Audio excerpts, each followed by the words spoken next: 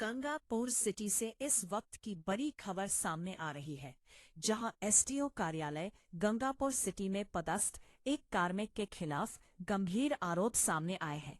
इस संबंध में माननीय एसडीओ साहब को एक लिखित शिकायत प्रस्तुत की गई है, जिसमें कर्मचारी के कथित अनुचित व्यवहार और भ्रष्ट आचरण की जांच की मांग की गई है।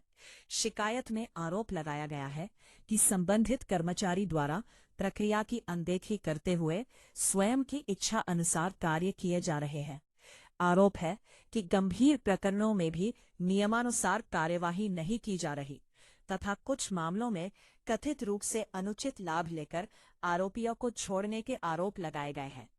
शिकायतकर्ताओं का कहना है कि इस प्रकार की कार्यशैली से न्याय व्यवस्था प्रभावित हो रही है और आम जन में असंतोष का माहौल है। साथ ही यह भी आरोप लगाया गया है कि विरोध या शिकायत करने पर संबंधित व्यक्ति द्वारा अभद्र व्यवहार किया जाता है, जिससे आम नागरिकों एवं अधिवक्ताओं की गरिमा को ठेस पहुंचती है।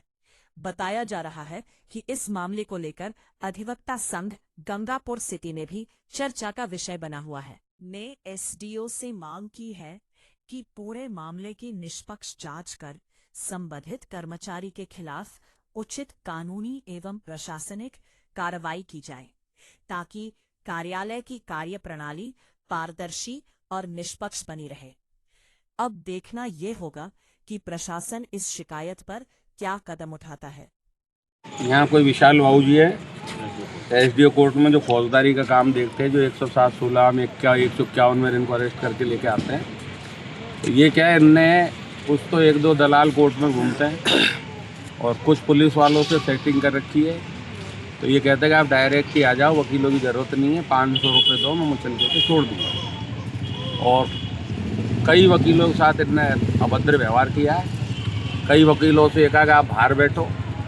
तो वकील कोर्ट के ऑफिसर होते हैं, वकीलों की गरिमा है।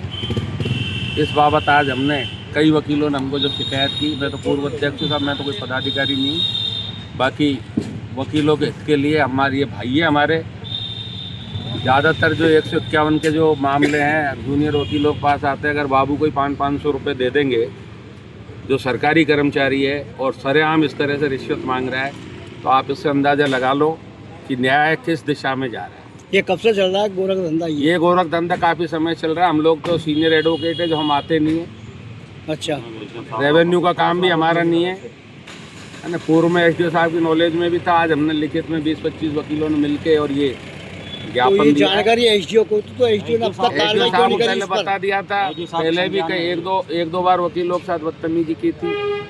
अब वकीलों को जो कोर्ट फांसी की सजा दे सकती है, वो भी ये नहीं कह सकती कि आप कोर्ट ऑफिसर है।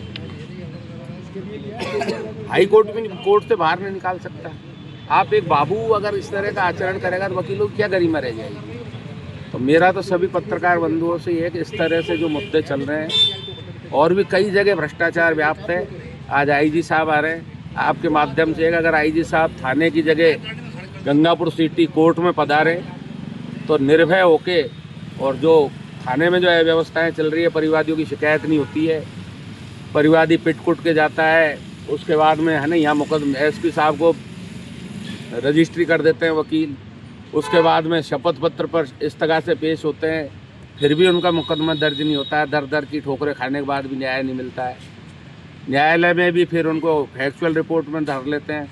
तो जो आदमी के न्याय के प्रति जो विश्वास है, न्यायालय के प्रति जो विश्वास है वकीलों में, एक भाई वकीलों को न्याय मित्र के रूप में भाई ये न्याय दिलवाएंगे पीड़ित को, तो उससे वो वंचित होते जा रहे हैं। न्याय के प्रति अविश्वास होता जा रहा है न्यायालय के प्रति। तो मेरा तो ये है कि अगर आईजी साहब किसी सार्वजनिक जगह पे अगर ये जन सुनवाई करते थे, अलग बात है। के अलावा अगर सार्वजनिक स्थान पर जन सुनवाई करे तो कई मुद्दे हैं जो अभी मीडिया के सामने बताना उचित नहीं है। और आगे क्या, अगर वो आएंगे, अगला क्या कदम रहेगा आपका? अगला कदम ये, साहब ने कहा हम उचित कार्रवाई करेंगे, हमने ये ज्ञापन दे दिया। और समय दिया कि कार्रवाई करने का? हाँ, नहीं समय नहीं दिया। साहब ने कहा कि हम जो भी उचित कार्रवाई करेंगे।